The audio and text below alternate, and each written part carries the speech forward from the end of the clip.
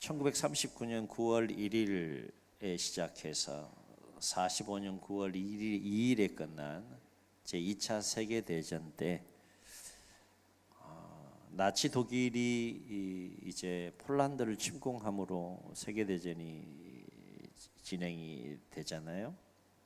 이게 폴란드에 있는 아우슈비츠라고 하는 곳에 이 나치 독일이 운영한 최대 규모의 강제 수용소 아우슈비츠 수용소에 있었던 일화가 되겠습니다.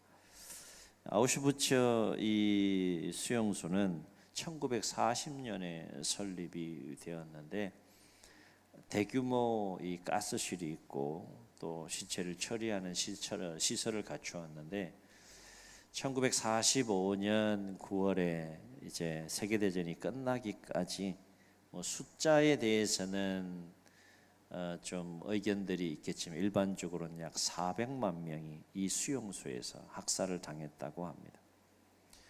나치에 의해서 총 이제 이 수용소 이외에 포함하여 유대인들만 이제 600만 명이 이제 학살을 당하게 되는데 이 아우슈비츠 수용소에는 400만 명 중에 약 250만 명 가장 많은 유대인들이 이곳에서 학살을 당했다고 해요.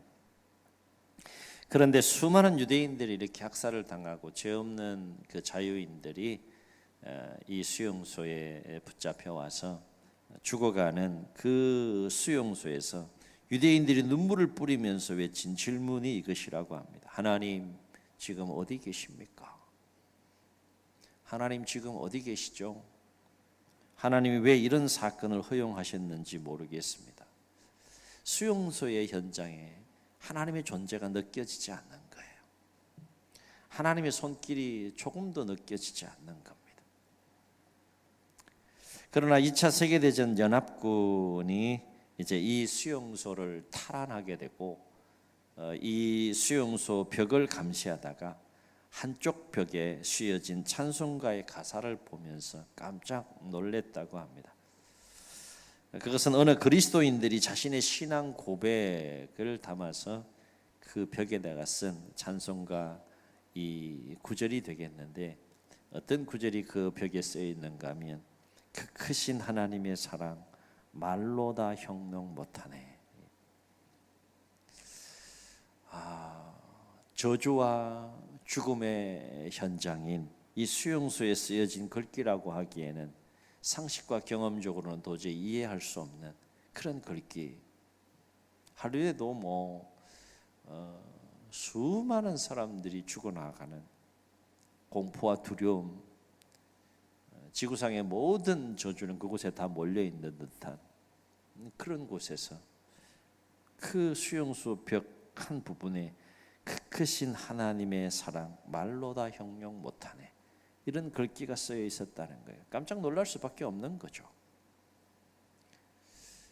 죽겠다, 절망이다, 이런 것들로 도배가 돼도 부족할 만한 상황이잖아요. 그러나 또 다른 곳에서는 이런 글귀가 선명하게 쓰여져 있었다고요. God is here. 하나님이 여기 계십니다. 참 놀라운 글귀가 아닐 수가 없어요. 하나님이 여기 계십니다. 그 마음 속에 고백적인 어떤 그런 마음이 없이 어떻게 벽에다가 그걸 쓸 수 있겠느냐 하는 거예요. 똑같은 참혹한 죽음과 절망의 현장에서 대부분의 사람들은 하루하루 두려움과 공포 가운데 죽음을 기다리는 삶을 살고 있었지만 그 중에 벽에 이 글귀를 쓴 그리스도인의 마음속에는 두려움이 아니라 공포가 아니라 낙심이 아니라 절망이 아니라 하나님이 그 심령 깊은 가운데 주시는 참된 평안이 있었다라고 하는 겁니다. 놀라운 일이죠. 마치 캄캄한 칠흑가도 같은 어두운 밤하늘에 반짝반짝 빛나는 별과 같은 그런 마음의 소유자인 거죠. 그렇습니다. 어떤 사람은 환경의 지배를 받으면서 환경에 짓눌려 삶을 살아가지만 어떤 사람들은 오히려 그 환경을 지배하며 삶을 살아갑니다. 문제는 환경의 문제가 아니라 이 마음의 문제라고 하는 것이죠. 삶을 세우고 인생을 세우는 것은 환경의 문제, 영향을 안 받을 수는 없겠지만 더 본질적이고 더 중요한 것은 마음의 문제이다. 그래서 지난 한 주간 우리가 마음에 새긴 말씀이 뭐예요? 도가니는 은을, 풀무는 금을 연단하거니와 여호와는 마음을 연단하신다. 잠언의 지혜자가 4장 24절에서 뭐라고 얘기를 합니까? 무릇 뭐든 지킬 만한 것보다 내 마음을 지켜라. 왜요? 생명의 근원이 위에서 납니다. 마음이 무너지지 않으면 다 극복하고 이겨내고 승리할 수 있다는 겁니다. 이번 한 주간 새길 말씀이 뭐예요? 사람이 감당할 수 없는 시험은 없다는 겁니다. 시련은 없다는 거예요. 우리의 인생을 주관하신 하나님은 인격적인 분이기 때문에 아무리 힘들고 어려운 상황, 주관적으로 판단하고 생각하기엔 도저히 내가 감당할 수 없는 위기와 시련 상황이 있다 할지라도 하나님 입장에서 보면 감당할 수 있기 때문에 그 위기와 시련과 어려움을 우리에게 허락하신다. 그런 내용 아닙니까? 여러분은 어떤 삶을 살고 계신지요? 오늘 말씀 너무 잘 아는 말씀이에요. 430년 당시 최강대국 애굽에서 노예 생활을 하던 이스라엘 백성들을 하나님께서 불쌍히 여기셔서 모세라고 하는 지도자들을 조용히 준비하시고 때가 차서 이제 출애굽을 감행하시죠. 그래서 430년 노예 생활을 청산하고 애굽에서 구원하여 광야길로 인도해 가시는 가운데 처음으로 만난 위기의 상황이 오늘 우리가 읽은 본문의 내용입니다. 14장 1절로 2절에 보게 되면 하나님은 모세를 향하여 이스라엘 백성들에게 홍해 앞에 장막을 치도록 명령을 합니다. 그러니까 일부러 하나님께서 그렇게 세팅을 하신 거예요. 어떻게 하나 보자. 하나님 보고 싶은 것이 있는데 어쨌든 홍해 앞에 장막을 치게 합니다. 이런 상황 속에서 어떤 상황이 발생하게 되는가 하면 이스라엘 백성들을 10가지 하나님이 놀라운 권능 가운데에 두 손 바짝 들고 이제 내보낼 수 없는 바로였지만 내보내고 나니까 마음에 변심이 생긴 겁니다. 엄청난 노동력이 빠져나간 거예요. 국가적으로 보면 굉장히 손실이죠. 노동력이 다 빠져나간 겁니다.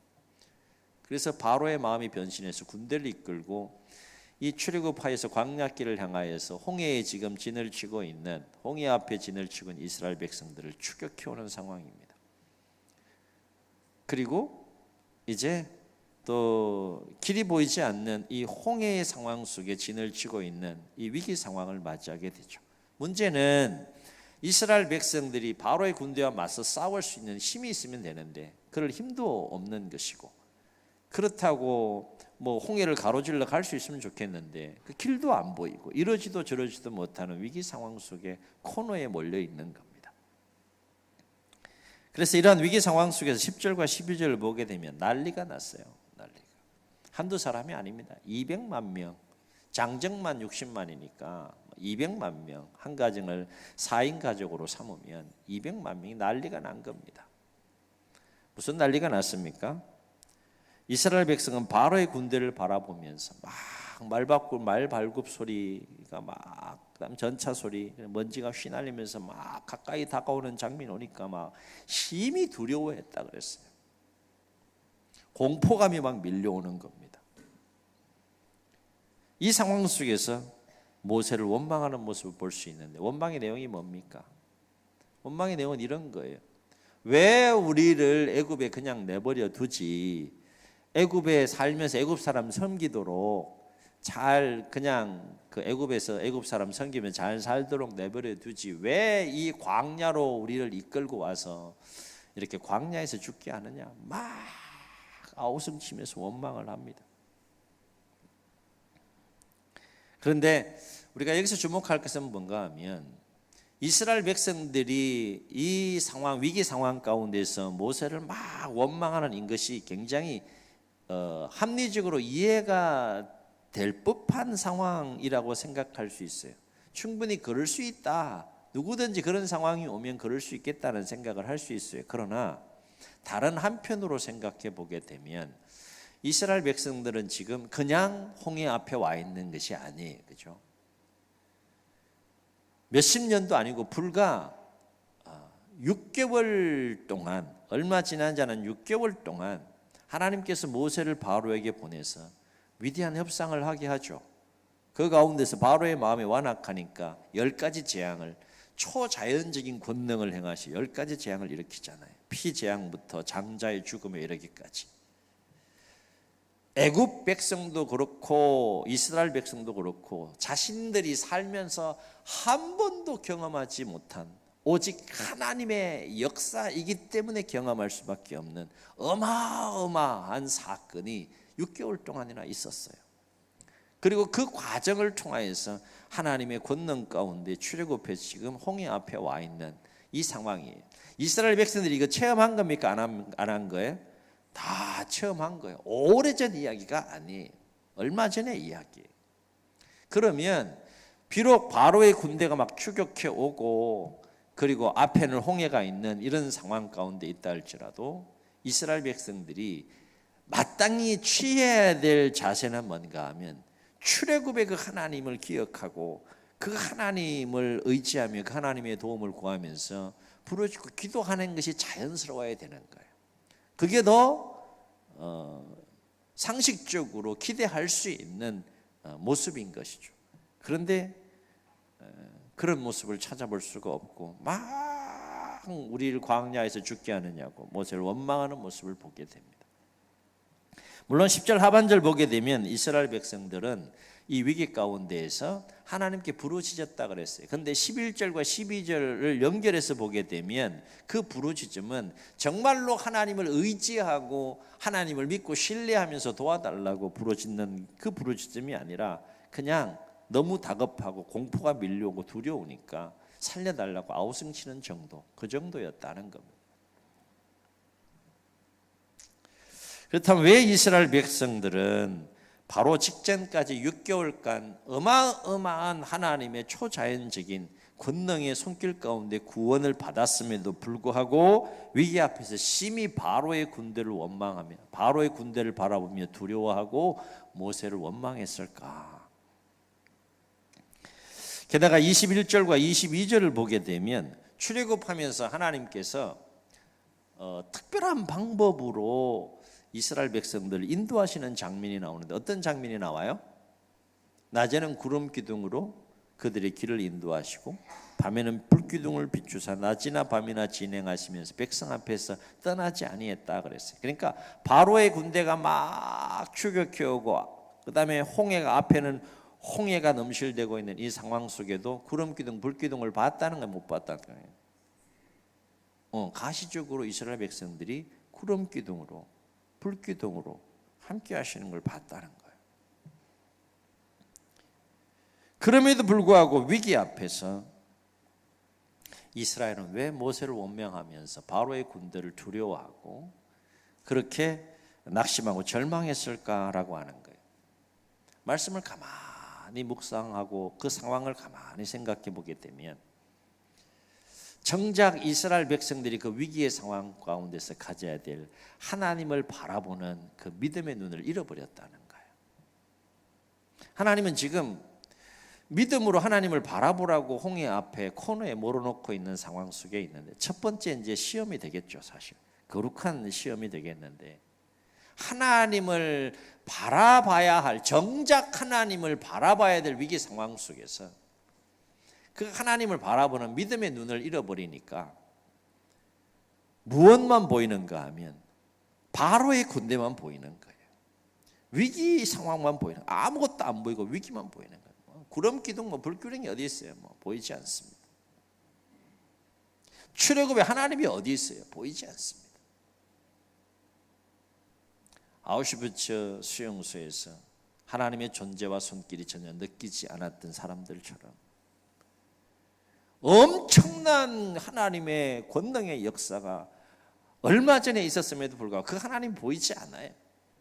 그리고 아주 구체적으로 아주 구름기둥 불기둥으로 지금 그 길을 인도에 가고 계시는 상황 속에서도 그 구름기둥 불기둥이 보이지 않습니다. 왜 보이지 않는 거예요? 볼 수 없으니까 보이지 않는 거예요.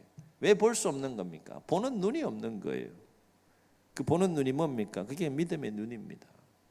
하나님을 바라보는 믿음의 눈을 잃어버리니까 오직 보이는 것은 바로의 군대와 위기 상황밖에 보이지 않는 거예요. 그러니까 막 절망할 수밖에 없는 거죠. 두려워할 수밖에 없는 거죠. 원망할 수밖에 없는 겁니다. 그래서 10절을 보세요. 10절을 보면 이스라엘 자손이 위기 가운데에서 무엇만 보이는가 하면 이렇게 10절은 그때의 상황을 기록합니다. 바로가 가까이 올 때에 이스라엘 자손이 눈을 들어 어디를 봤다는 겁니까? 본즉 뭐가 보였다는 거예요? 애굽 사람들이 자기들 뒤에 이른지라. 이것만 보이는 거예요. 그러므로 우리는 위기의 상황일수록 더욱더 어떤 눈을 가져야 되는가 하면 믿음의 눈을 가져야 된다. 아멘. 아멘. 믿음의 눈이라는 게 있다는 거예요. 육안도 있지만 보이지 않는 것을 볼 수 있는 눈, 그 믿음의 눈이라는 것이 있다. 이 위기 앞에서 더욱더 우리가 믿음의 눈을 가질 때 그 위기를 능히 극복할 수 있고 그 위기로 인한 모든 두려움을 비롯한 어두운 마음들 능히 극복하고 이겨낼 수 있다는 거예요. 오늘 하나님의 자녀와 백성들에게 필요한 눈은 바로 이 믿음의 눈이에요. 믿음의 눈. 세상 사람들은 결코 가질 수 없는, 소유할 수 있는 이 믿음의 눈을 소유해야 된다. 아멘. 아멘. 근데 문제는 어떻게 이 믿음의 눈을 소유할 수 있느냐? 어떻게 이 믿음의 눈을 가질 수 있느냐는 거예요.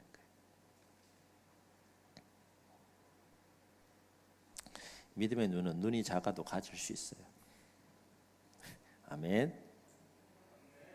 돋보기 안경을 써도 믿음의 눈을 가질 수 있어요. 문제를 어떻게 해야 이 믿음의 눈을 가질 수 있느냐? 다음 시간에. 다음 시간에.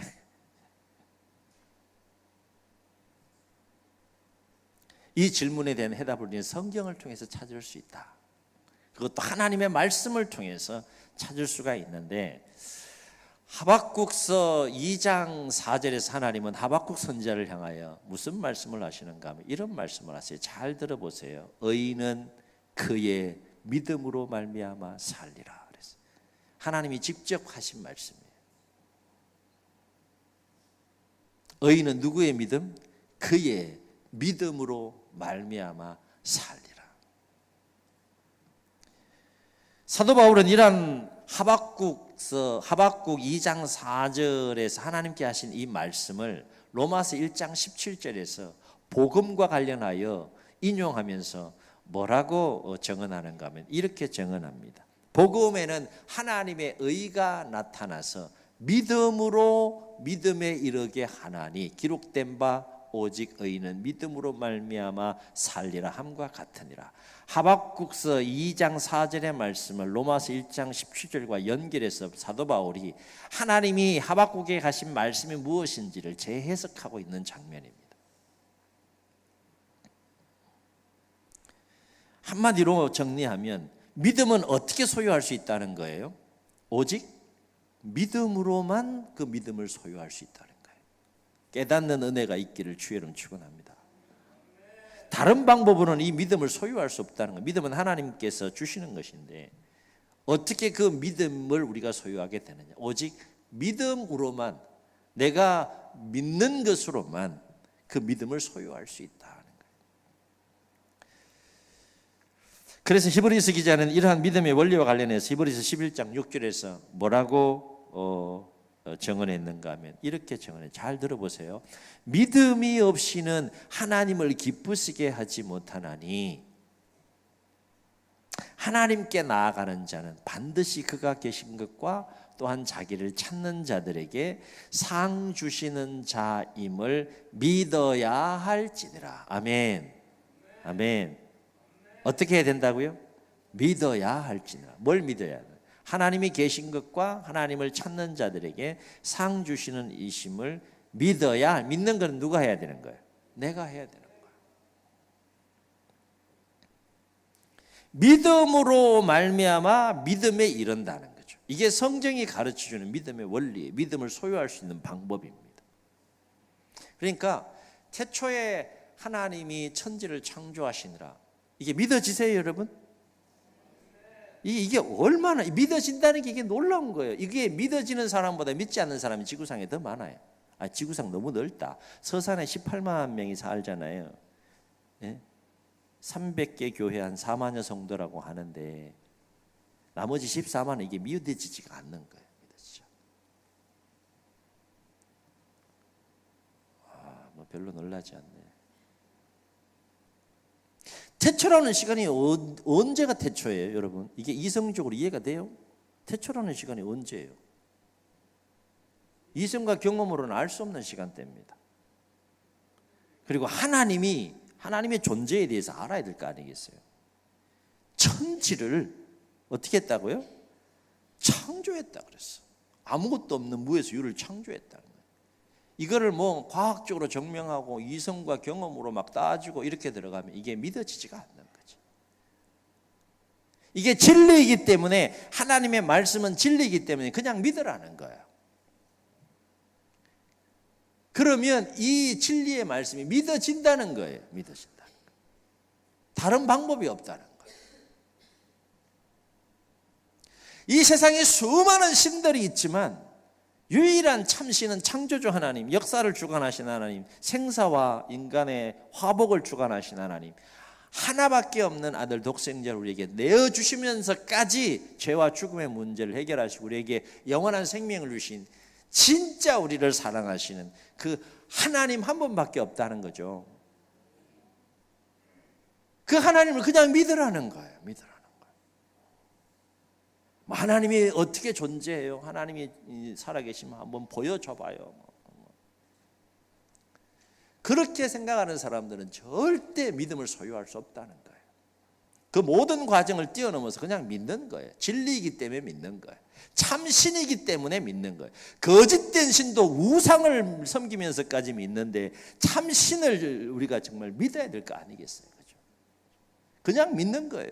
진리이기 때문에 믿는 것이고 참신이기 때문에, 유일한 진짜 신이기 때문에 믿는 거예요. 믿는 거.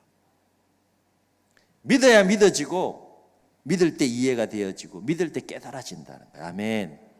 아멘. 성경은 그렇게 열리는 겁니다. 진리는 그렇게 열리는 거예요. 영적인 세계는 그렇게 열리는 거예요. 아무리 하나님에 대해서 막 논리적으로 설명한다고 해보세요. 아무리 66권을 막 멋지게 막 설명한다고 해보세요. 그걸 막 이성과 경험으로 따지고 막 과학적으로 증명하려고 그러면 결코 믿음을 소유할 수 없다. 그냥 아멘. 한번 따라 하시겠습니다. 아멘. 하나님이 원하시는 건 이거예요. 이게 안 되는 사람은 오랫동안 하나님께서 훈련시켜서 아멘하게 만드세요. 근데 이게 빨리 되는 사람은 시간을 단축하죠. 그렇다면 우리가 위기 상황 속에서 하나님에 대한 믿음의 눈을 가지려면 하나님과 관련하여 무엇을 믿어야 되느냐? 믿을 때 이 믿음의 눈을 소유한다면 우리는 뭘 믿어야 하느냐? 무엇을 믿을 때 하나님에 대한 믿음의 눈을 갖게 되느냐? 두 가지를 오늘 말씀을 통해 소개하면, 첫째는 하나님이 우리와 함께 하심을 믿어야 한다는 거예요. 그냥 믿으라는 거죠. 위기 상황 속에 하나님이 나와 함께 하시는구나. 그냥 그걸 믿으라는 거예요. 복잡하게 생각하지 말고 그냥 믿으라는 거예요. 다시 말해서 위기의 상황 속에는 나와 위기만 있는 것이 아니라 이스라엘 백성들이 그러했던 것처럼 위기의 상황 속에 바로의 군대와 막 추격해오고 앞에는 홍해만 넘실대는 것이 아니라 그 현장에 하나님이 함께 하심을, 함께 계심을 믿어야 한다는 겁니다. 그럴 때 하나님에 대한 믿음의 눈을 갖게 된다는 겁니다. 또 우리는 위기 상황 가운데에서 하나님과 관련하여 무엇을 믿어야 되느냐? 하나님의 구원하심을 믿어야 된다. 하나님의 구원을 믿으라는 거야. 하나님의 구원. 어떤 위기 상황 속에 놓여 있다 할지라도 하나님께서 능히 그 위기 가운데서 건지시고 구원하신다라고 하는 그 하나님의 구원을 믿으라는 거예요.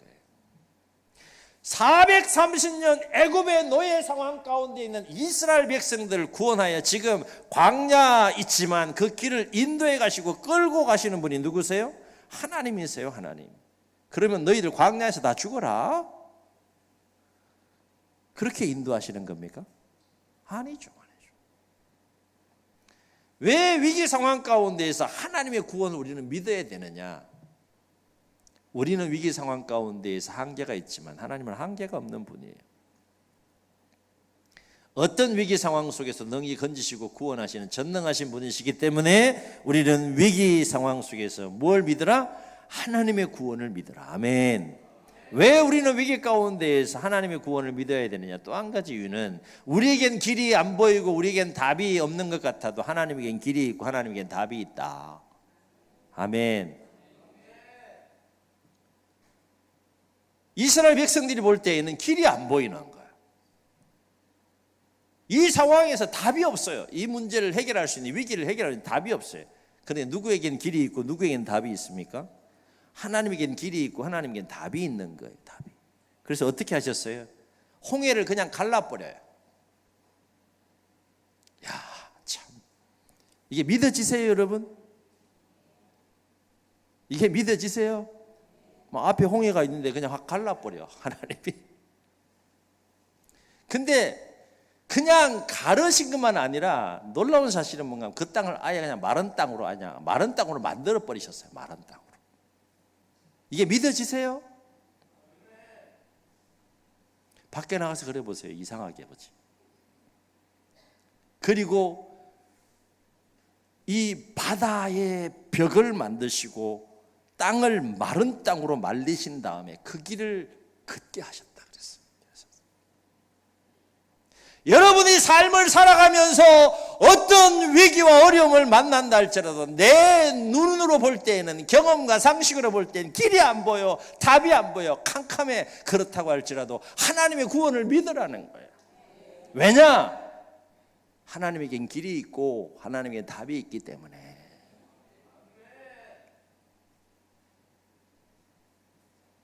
세상 사람들이 볼 때는 미련하고 바보스럽지만 믿음은 능력입니다. 능력. 믿음은 힘입니다. 힘.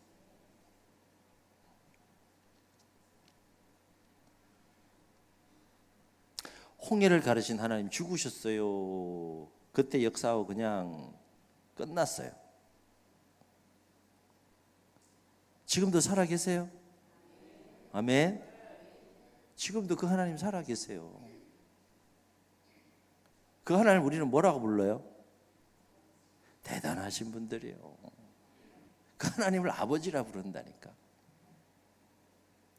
우리는 그런 존재예요.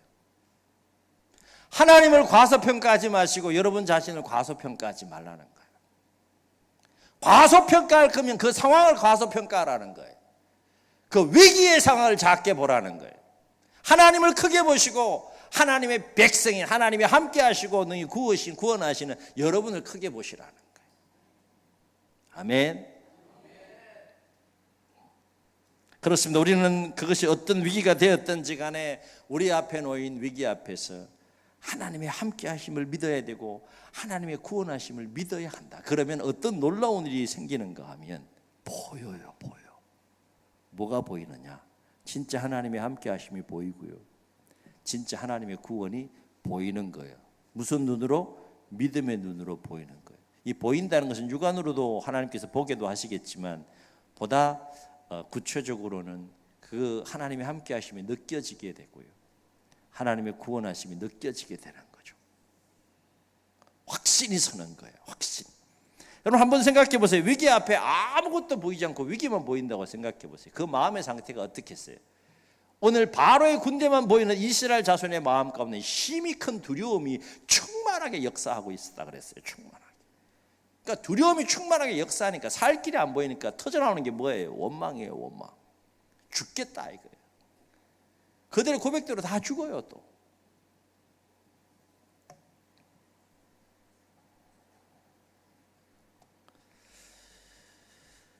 이러한 믿음에 관한 영적인 원리는 오늘 모세가 이스라엘 백성들 향하여 외치는 그 말씀을 한번 보세요. 얼마나 힘이 있는지 몰라요. 얼마나 분명한 그 어조로 이스라엘 백성들 향하여서 말씀하고 있는지를 볼 수 있게 되는데요.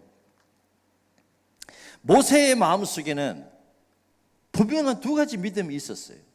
다 절망하고 다 낙심하고 막 원망 불평하고 이런 상황 속에서 그 현장에 모세의 마음속에는 두 가지 분명한 믿음이 있었어요. 하나님이 그럼에도 불구하고 여기 함께 계신다.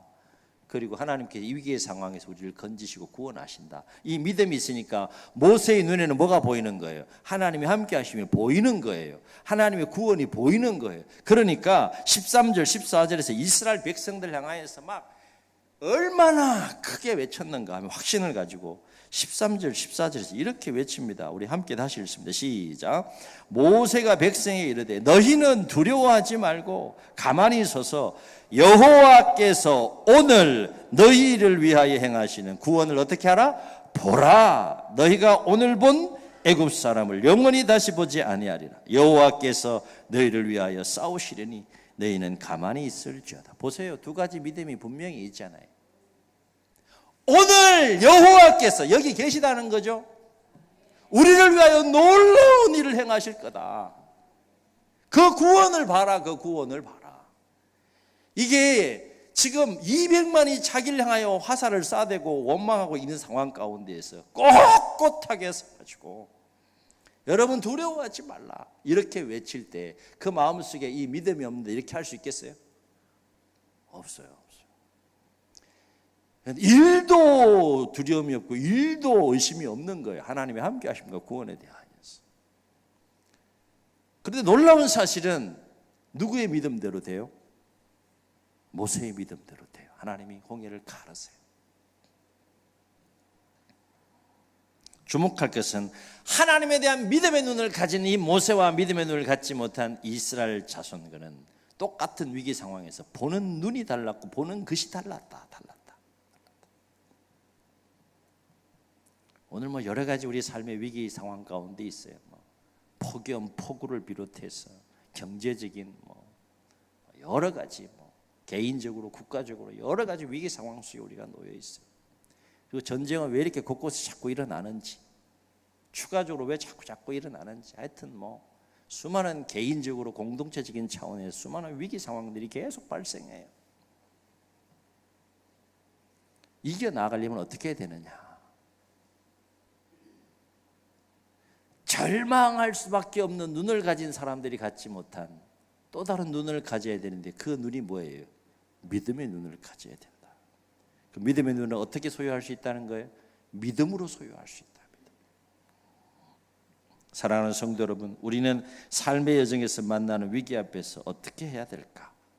이스라엘 자손처럼 바로의 군대를 바라보면서 위기 상황을 바라보면서 두려워하고 절망하고 원망하고 불평하며 삶을 살 거냐? 모세처럼 믿음의 눈으로 하나님의 함께 하심과 구원을 바라보며 삶을 살 거냐?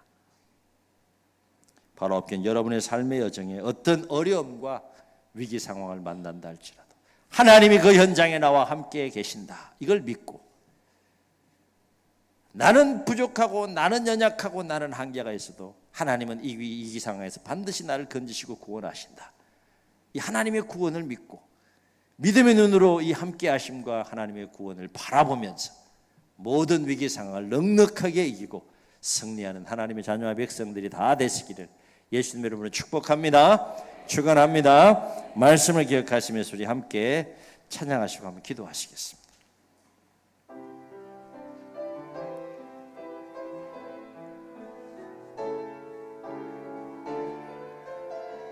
아무것도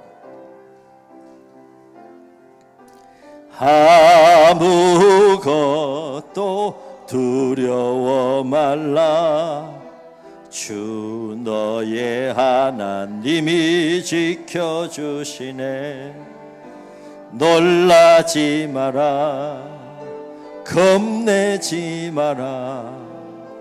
주님 나를 지켜주시. 아무것도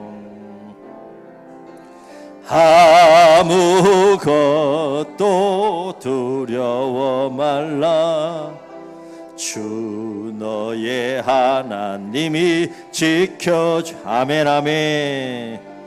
놀라지 마라, 겁내지 마라, 주님 나를 지켜주시네. 아멘. 내 맘이 힘에 겨워 지칠지라도 주님 나를 지켜주시네. 세상의 험한 풍파 몰아칠 때도 주님 나를 지켜주시네. 주님은 나의 산성, 주님은 나의 요새, 주님은 나의 소망, 나의 힘이 되신 여호와. 주님 눈을 감으시고 말씀을 기억하시면서 우리 한번 통성으로 기도하시겠습니다. 길을 갑니다. 참 많은 일들을 만나고 겪습니다. 지금까지의 삶의 여정에도 그랬겠지만 앞으로의 삶의 여정 속에서 우리는 또 어떤 홍해 앞에 서야 하는 위기 상황을 맞이할지 모르는 가운데 또 하나님께서 허락해 주신 하루하루의 인생의 길을 갑니다. 위기를 만났을 때 어떻게 해야겠습니까? 주저앉아야겠습니까? 두려워해야겠습니까? 낙심하고 절망해야겠습니까? 왜 하나님 나에게 이런 어려움을 주십니까? 왜 하나님 나에게 이런 위기 상황을 맞이하게 하십니까? 하나님 도대체 어디에 계십니까? 이렇게 원망할 겁니까? 우리가 깨닫든 깨닫지 못하든 인정하든 인정하지 않든 그 위기와 고난의 상황 속에 나와 위기만 있는 것이 아니라 하나님이 계시다는 겁니다. 하나님 무능하신 분이 아니라 능히 그 모든 위기와 어려움에서 나를 건지시고 구원하실 수 있는 분이시라는 겁니다. 주여 우리에게 여호와 하나님의 함께 계심과 홍해를 갈아서 마른 땅을 내시고 그 길을 걷게 하신 위대하신 그 하나님, 그 하나님의 구원을 믿게 하시고 믿음으로 바라보며 모든 위기와 모든 고난을 넉넉하게 이기고 승리하는 삶을 살게 해달라고 주님 세 번 부르시고 통성으로 기도합니다. 주여